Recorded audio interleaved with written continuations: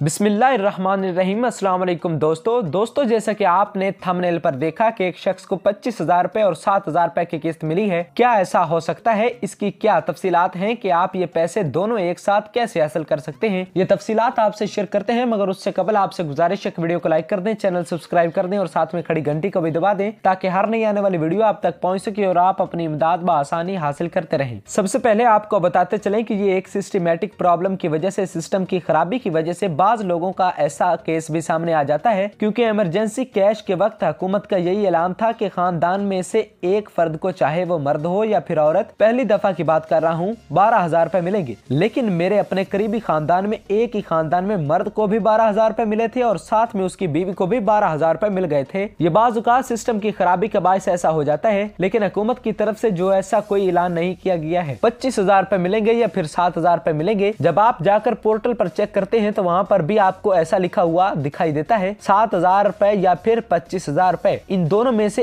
एक किस्त मिलनी है। लेकिन ये बिल्कुल आप इस हवाले से ना जाएं कि आपको दोनों तरह के पैसे एक साथ मिलेंगे। हाँ, किसी का इक्का दुक्का केस हो गया होगा, जैसे मुझे आज ये एक शख्स ने बताया कि एक शख्स को 25,000 रुपए और 7,000 रुपए एक साथ मिले हैं, तो लिहाजा ये किस्त 7,000 रुपए की इस वक्त जारी है और इस साल की जो आखिरी किस्त है, इसके साथ अगले साल की जो अगली किस्त होगी वो जनवरी 2023 में जाकर आपको मिलेगी। 25,000 याद रखें, इमरजेंसी कैश प्रोग्राम था। एहसास कफालत और बेनजीर कफालत सिर्फ फ्लड से मुतासरा इलाकों के लिए था, और अगर आपने अभी तक 7,000 रुपए हासिल नहीं किए तो जाकर आप अपने 7,000 रुपए की इमदाद बआसानी वसूल कर सकते हैं। हम उम्मीद करते हैं कि ये तमाम मालूमात, तमाम तफसीलात आप समझ चुके होंगे। अगर फिर भी आपको कोई मसला है तो अपना मसला कमेंट्स में बताएं, हम आपके मसले को हल करने की पूरी कोशिश करेंगे।